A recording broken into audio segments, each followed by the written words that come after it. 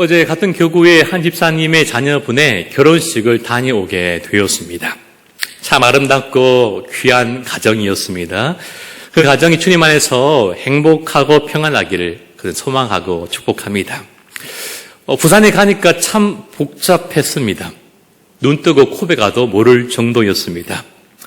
엘리베이터를 기다리는데요. 신기하게 안에 들어가서 원하는 청수를 누르는 것이 아니라 밖에서 먼저 청수를 누르고 올라가는 그런 엘리베이터였습니다.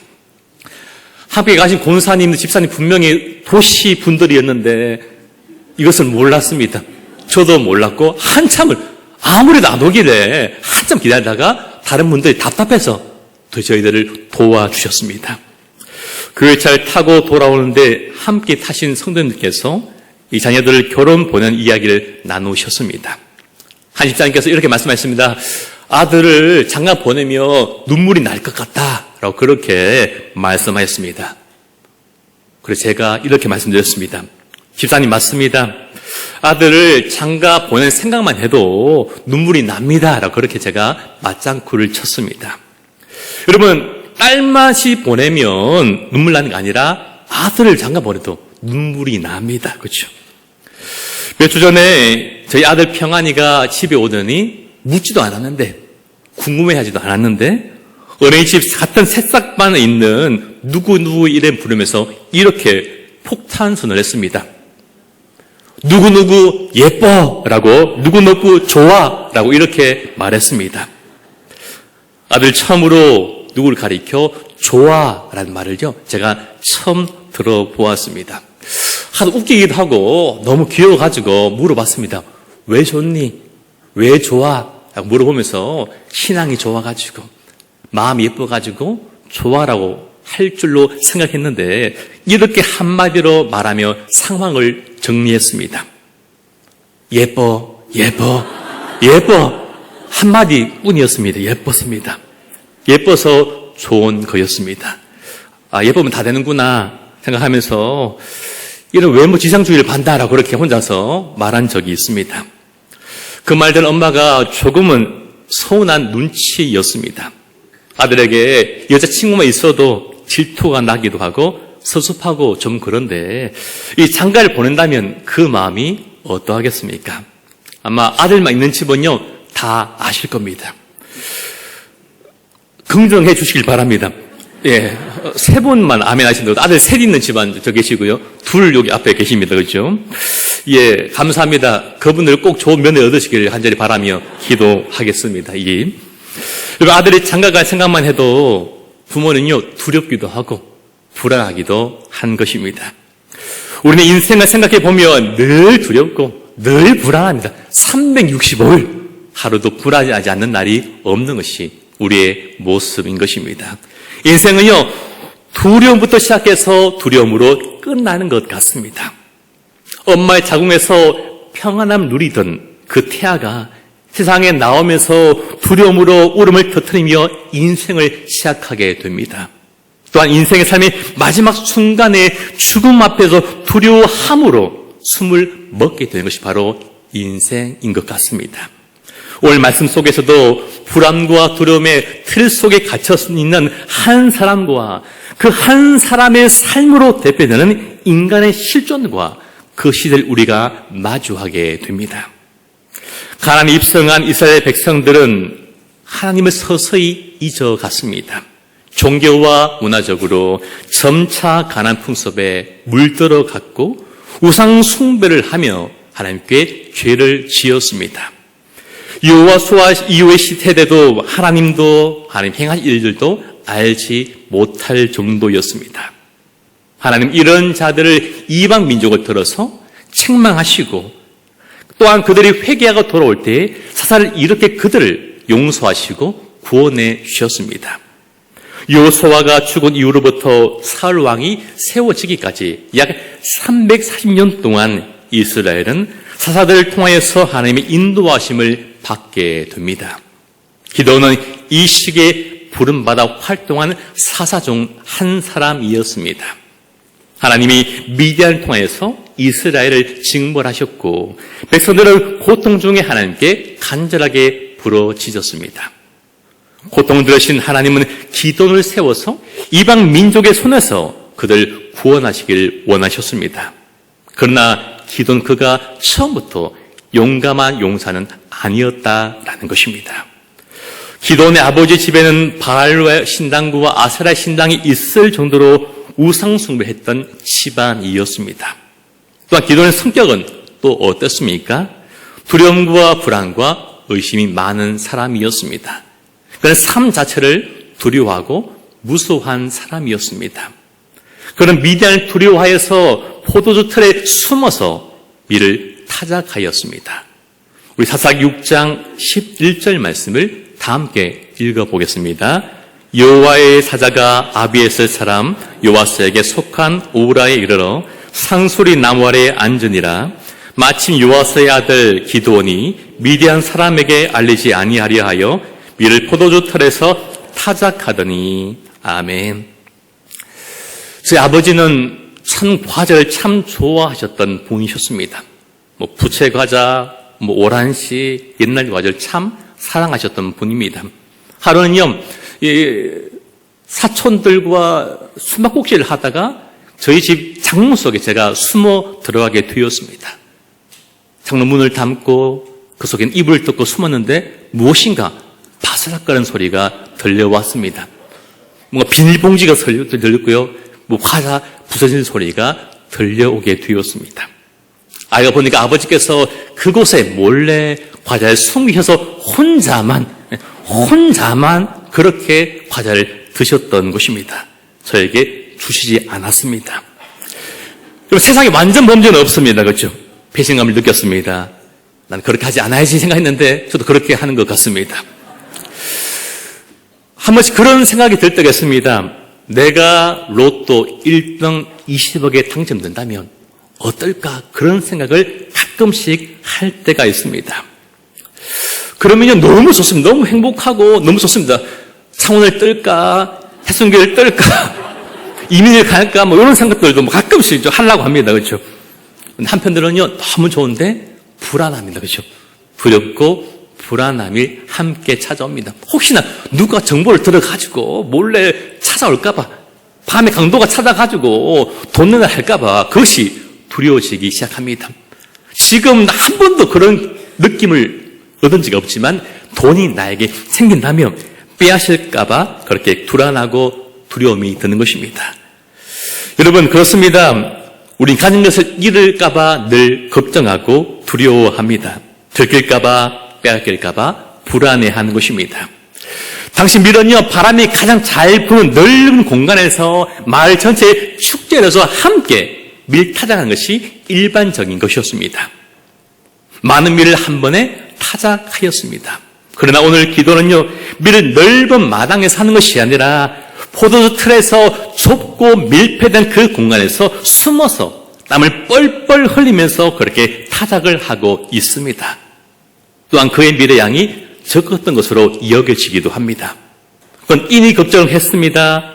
뺏길까봐 늘 걱정이 많았고, 그는 늘 학대를 당하고 있었던 것입니다. 그로 인해 하나님을 그는 늘 원망하며 살아갔습니다. 그래서 그로 대표되는 그 시대와 인생들에는 무엇이 없었습니까? 평안함이 없었다라는 것입니다. 이것이 우리와 성경이 같은 보통 사람들의 모습인 것입니다. 여러분, 우리는 또 언제 두려움을 느낍니까? 실패할까봐, 실수할까봐 우리는 늘 두렵고 불안한 것입니다. 저희 집에 아들 인생 가운데 정말 놀라운 전환, 제2의 인생을 살고 있습니다. 그것은 기저귀를 떼고 이제 팬티를 입고 있는 것입니다. 처음 어린이집에서 실수할까봐 소변을 참았습니다. 몸을 꼬면서까지 참았고, 어린이집 가서 한 번도 소변을 보지 않고 집에까지 와서 그렇게 소변을 누고 냈습니다. 그것 때문에 걱정이 되어서 어린이집에 가지 않겠다고 밤마다 선포하고 또 선포했지만 날이 밝자 제 손 이끌려 늘 어린이집을 찾아가곤 했습니다. 단 아이들은 다 기저귀를 다 떼고 새싹 1반, 2반 다 떼고 혼자만 남았는데 기저귀를 차고 다닐 때 하루는 기저귀에 실을 하게 되었습니다.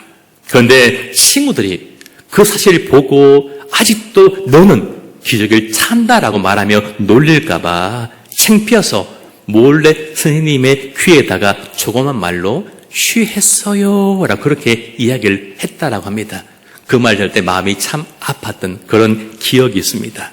왜입니까? 실수할까봐, 놀림 당할까봐, 무시당할까봐 우리는 늘 두려운 것입니다. 그러니 우리 마음에 평안함은 존재할 수가 없는 것입니다. 모세도 두려웠지 않습니까? 형 알을 붙여준다고까지 했는데 불구하고 잘하지 못할까봐 그렇게 두려웠던 것입니다. 오늘 기도원이 두려웠던 이유는 하나님과 그 약속을 그가 온전히 신뢰하지 못하였기 때문입니다.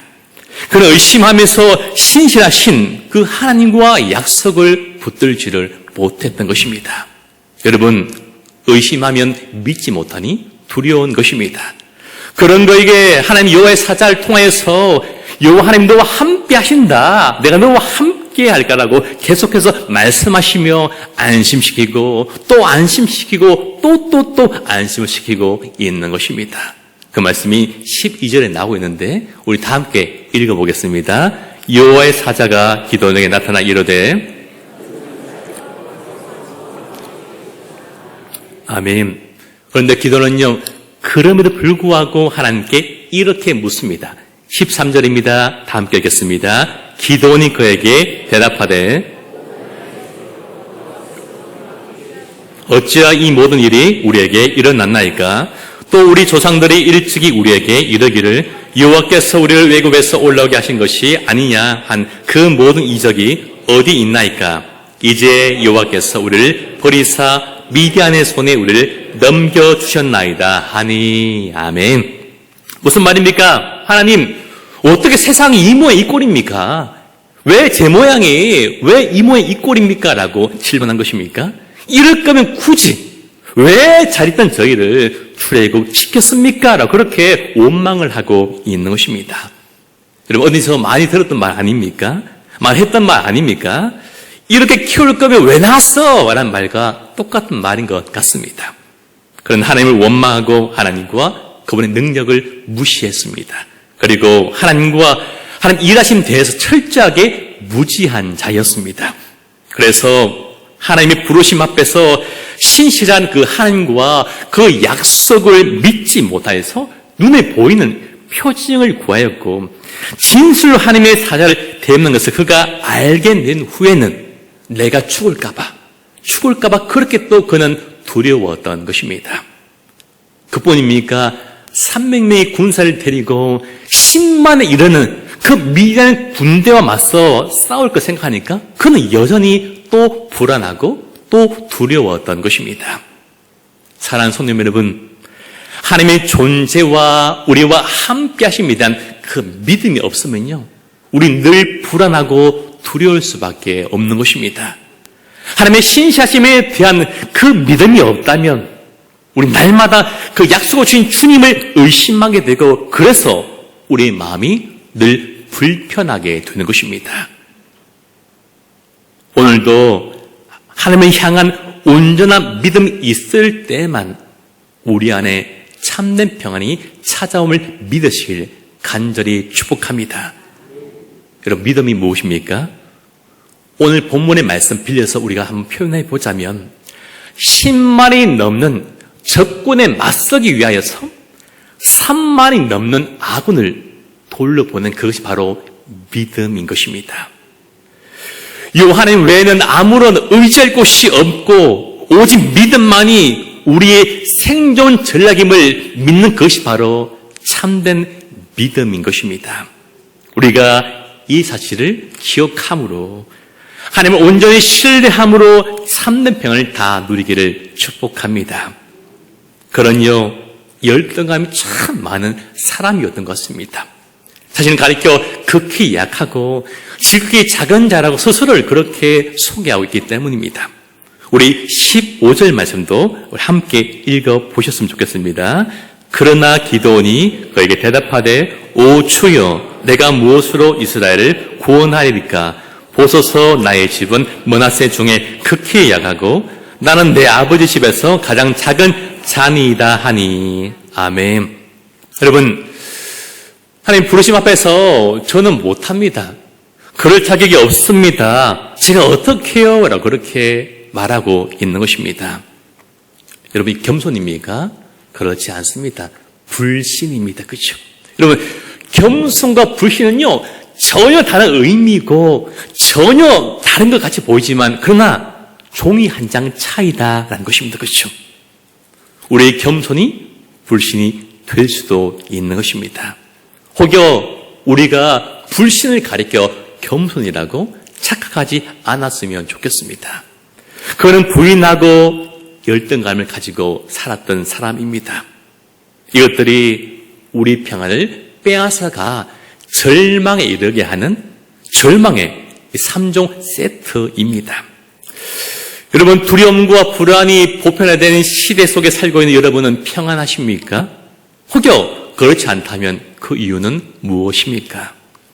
여러분, 두려움이 우리 삶에 어떻게 작용하는지 아십니까? 그 예가 한 가지 있습니다. 사진을 한번 보여주시겠습니까? 예, 마창대교는 아니고요. 예, 미국에 있는 거죠. 샌프란시스코의 금문교입니다. 여러분, 이 금문교는 길이가 3km가 되는 대형 현수교입니다. 이 다리의 구조는 양쪽에 있는 큰 두 개의 다리를 기둥이 두 개의 다리를 전체를 매달아 놓은 형태의 모양입니다. 다리가 워낙 크고 또 높기 때문에 다리 위에서 밑을 내려다보면 현기증이 나서 건설 과정 가운데 5명의 인부가 바닥에 떨어져 익사하는 사고가 일어났다라고 합니다. 시당국은요, 인부들의 희생을 막기 위해서 국리를 하던 중에 철망을 만들어서 다리 밑에 깔아두기로 하였다고 합니다. 이후로 인부들이 추락한 사고는 더 이상 일어나지 않았습니다. 떨어져 죽지 않는다라는 그 안도감이 더 이상의 현기증을 일으키지 않았기 때문입니다. 이처럼 두려움은 우리의 능력을 제대로 발휘하지 못하도록 늘 우리를 괴롭힙니다.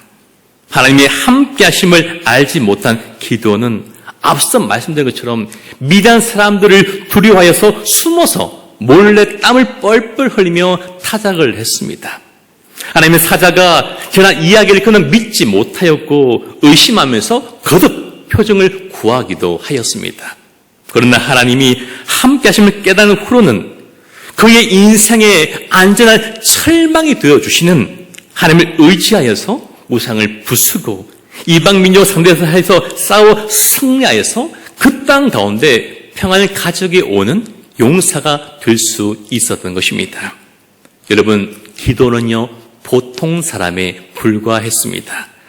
가장 전능하신 주께서 가장 유력한 그를 찾아오셨고 그를 붙드셔서 사용하셨다라는 것입니다. 한 번씩 아파서 출장 가거나 계단을 오르내릴 때에 깜짝깜짝 놀랄 때가 있습니다. 특별히 봄, 여름, 가을 그 계절에 놀랄 경우가 있습니다. 그것이 뭐냐 하면요, 크산 바퀴벌레가 제 눈에 보였기 때문입니다. 지하 주차장에도 계단에도 바퀴벌레가 참 많이 있었던 것 같습니다. 그런데요, 자세히 보니까요, 그것은 바퀴벌레가 아니라 떨어진 낙엽이었다라는 것입니다. 진짜입니다. 그렇죠? 진짜 낙엽이 떨어졌는데 큰 바퀴벌레가 보여서 놀란 적이 한두 번이 아니었습니다. 여러분, 이 정도로 잘 놀라고 유력한 사람은 바로 기드온이었습니다. 그를 찾아오셔서 그를 놀라게 사용하셨던 것입니다. 사진을 한 번 더 보여주시겠습니까? 여러분, 윌리엄 월콧이라는 사람이 1924년도에 그린 그림입니다. 당시 영국 사람이 미국 친구의 집에 놀러 오게 됐고 하루 잠을 자게 되었습니다. 아침에 일어나 보니까 고층 건물이 가득한 뉴욕의 모습이 참 놀랍고 참 아름답고 참 신기하게 보였습니다. 그래서 그 모습을 그려야 보겠다고 마음을 먹었습니다. 그가 뉴욕의 브로드웨이를 보고 그림을 그리려고 했는데 종이가 보이지 않았습니다. 그런데 친구의 집에 선물 뜯고 구겨진 종이가 포장지가 그곳에 떨어져 있음을 그가 발견하게 되었고 그 구겨진 버려진 포장지에 이 사람이 스케치를 하였습니다. 그 그림 바로 앞서 보고 계시는 브로드웨이 아래쪽이라는 제목의 그림인 것입니다. 이 사람이 2장을 그렸는데 당시에 한 장이 500불에 또 다른 한 장이 1000불에 팔렸다고 합니다. 오늘 가치로 1,800만 원 가량입니다. 구겨지고 찢겨진 이 포렌 종이 한 장이 작품이 되었던 것입니다. 여러분, 연약한 우리의 인생 가운데도 얼마든지 기적은 일어날 수 있다는 것이죠.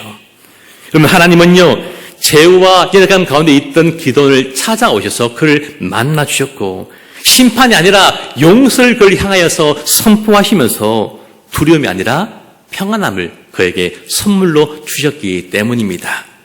그를 책망한 것이 아니라 끊임없이 안심하라고, 괜찮다라고, 걱정하지 말라고 위로하시면서 그에게 힘을 주셨습니다. 이 한마디의 말씀을 통하여서 그가 죽음에서 생명으로, 절망에서 소망으로, 두려움에서 한없는 기쁨과 평안으로 나가는 그 경험을 하게 되었던 것입니다. 그 간격으로 인해서 오늘 기도는요, 단을 쌓아서 그 하나님께 예배를 하지 않을 수가 없었던 것입니다. 하나님의 음성을 듣고 유를 얻은 기도는 여호와 살롬의 단을 쌓습니다. 우리 마지막으로 24절 말씀을 함께 읽어보겠습니다. 시작. 기도온이 여호와를 위하여 거기서 제단을 쌓고 그것을 여호와 살롬이라 하였더라. 그것이 오늘까지 아비에셀 사람에게 속한 오브라에 있더라. 아멘. 여러분, 어떻게 불안해하고 두려워하던 이 기도온이 평안을 얻을 수 있었습니까? 그것은요, 말씀을 하신 분이 바로 누구요? 하나님이셨기 때문입니다. 기도 앞에 찾아온 죽음의 문제를 능히 해결할 능력이 있는 하나님께서 그에게 말씀하셨기 때문에 그런 죽음에서 놓여서 그다란 감격과 평안을 누릴 수가 있었기 때문입니다. 여러분, 오직 참는 평안은 그 문제를 능히 해결할 수 있는 분만 우리에게 줄 수가 있는 것입니다. 빛이 어둠 가운데 임하면 어둠이 물러가게 됩니다. 해가 떠오르면 어둠이 어느새 사라지게 됩니다. 평안의 하나님과 함께한 기도원에게 두려움과 불안의 어둠은 물러가고 그 인생 가운데 평안의 빛이 마침내 임하게 된 것입니다. 그는 평안이라는 낙 가운데 하나님과 함께 거하는 삶을 살게 되었습니다. 여러분, 오늘도 하나님이 계시지 않는다고 느껴질 때에, 두려움이 현기증을 일으키게 될 때에 눈을 들어 하나님을 바라보시길 간절히 소망합니다. 우리 안에 있던 두려움이라는 그 현기증이 곧 사라지게 될 것입니다.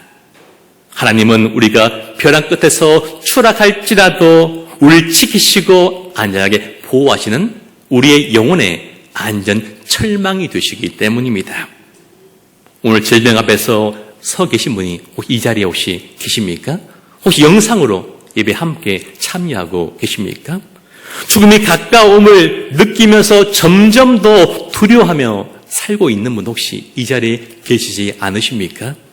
평안은 사라지고 일상 자체가 늘 불안하고 늘 두렵고 늘 원망으로 가득한 삶을 살고 있는 분 이 자리에 계시지는 않습니까?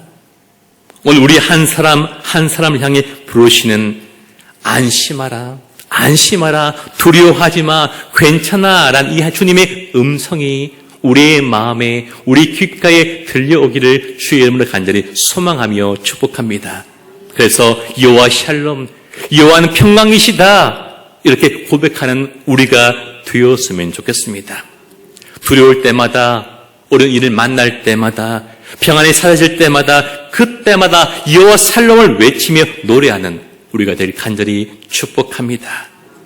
여러분, 그의 인생만이 평안한 것이 아니었습니다.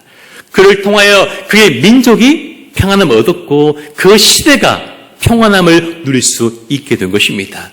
제가 사사기 8장 28절 말씀을 읽어드리겠습니다. 미디안이 이스라엘 자손 앞에 복종하여 다시는 그 머리를 들지 못하였으므로 기돈이 사는 40년 동안 그 땅이 어떻게 해요? 평온하였더라 라고 말씀하고 계십니다. 여러분, 이때 평온하다 이 말은요, 잠잠하여 전쟁이 없는 상태를 의미하는 단어입니다. 여러분, 사실을 통틀어서 이러한 기간은 단 4번에 불과했고 기도원 시대 이후로는 평온하였다라고는 기록이 더 이상 나오지 않습니다. 하나님은 기도원에게 평안을 선물로 주셨고 그는 평안의 삶을 살았으며 그를 통하여 그의 나라와 백성들과 공동체 가정이 평안을 누리게 되었습니다. 그는 하나님의 은혜로 평안의 사람, 평안의 전달자의 삶을 살 수 있게 된 것입니다. 말씀을 맺도록 하겠습니다. 사사 기도원의 시작을 알리는 사사기 6장은 이스라엘 자손이 또 여호와의 목전에서 악을 행하였으므라고 그렇게 기돈과 기돈으로 대표되는 그 시대와 그들의 삶이 평안을 누리지 못하고 두려워할 수밖에 없었던 이유에 대해서 먼저 설명함으로 시작하고 있습니다. 뭐 때문입니까? 우리의 죄 때문입니다. 여러분, 실상은 홀뿐이 숫자를 의지하고 끊임없이 하나님이 아니라 내 자신에게 평안을 얻으려고 하고 찾으려고 하는 그 시도, 마음, 그 바로 죄 때문인 것입니다. 여호와의 사자가 당시에 가나안 신들을 제사하고 예배하는 장소로 쓰인 상수리 나무, 그것도 기도는요, 바람이 먹힌 그곳에서 미디안 사람을 피해서 힘겹게 일을 하고 있었습니다. 그런 그에게 찾아오셔서 그를 부르셨습니다. 큰 용사여 여호와께서 너와 함께 하시도다라고 그렇게 말씀하십니다. 여러분, 기도의 모습이 참 낯익지 않습니까? 왜입니까? 바로 불안의 시대, 두려움의 시대에 살고 있는 바로 저와 여러분, 우리 모두의 모습이기 때문입니다. 자신의 평안을 위해서 늘 발버둥 치는 인생, 내가 스스로 우리 자신과 가정과 자식에게 평안을 주려고 찾아내는 힘겹게 몸을 숙이고 떨어진 땀을 닦는 바둥바둥 사는 그 기도의 모습이 바로 우리의 모습이기 때문입니다. 하나님의 부름 앞에서 자신과 민족의 잘못을, 그 책임을 하나님께 묻고 돌리는 것을 보면서 한 사람이 생각나지 않습니까? 아담이 생각납니다. 죄의 원인을 자신에게 찾는 것이 아니라 하나님께 돌리고 전가하고 미루는 것이 바로 인간의 실존인 것입니다. 죄를 알지도 못하고 그 원인을 끊임없이 하나님께 돌리는 자에게 결코 평안은 있을 수가 없는 것입니다. 우린 늘 평안을 다른 데서 찾습니다. 내 자신에게서 평안을 찾고 자식에게서 평안을 찾으며 숫자에서 평안을 찾으며 살아가고 있는 것입니다. 평안이 없는 세상에 평안을 주시기 위해서 평강의 하나님께서 인간이 되어주셨습니다. 그리고 끊임없이 자신을 예배하는 상수리 나무 아래 같은 이 세상에 그분께서 찾아오셨습니다. 죄와 사망의 문제를 해결하시고 우리로 하나님과 화평을 누리게 하시기 위해서 이 땅에 오신 것입니다. 영원한 평안, 진정한 평안, 완전한 평안을 주시기 위해서 십자가에서 죽으시고 부활하셨습니다. 예수님이 늘 불안해하는, 늘 두려워하는, 나에게서 평안을 찾으려 하는 우리를 불쌍히 여기셔서 십자가에서 죽으시고 부활하심으로 우리는 참된 평안함으로 들어가게 된 것입니다. 꼭 기억하십시오. 우리에게 참된 평안을 주신 바로 예수님 한 분뿐입니다. 오늘 참된 평안이 필요하십니까? 그때마다 날 위해서 십자가에 달리신 주님을 바라보시길 소망합니다. 그럴 때마다 예수님께 나아가십시오. 여호와 살림 하나님께 부르짖으십시오. 나를 들으십시오. 오늘도 책망하지 않고 안심하라고, 내가 너와 함께한다라고, 괜찮다는 말씀 그 품에 안겨서 영원히 그 일을 찬양하고 노래하는 우리가 되었으면 좋겠습니다. 그때 우리 안에 평안이 임하게 될 것이고 우리 영원히 평안한 나라에 들어가게 될 줄로 믿습니다. 오늘도 평강의 왕께서 지금도 우리와 함께 하십니다. 우리 함께 찬양 드리길 소망합니다.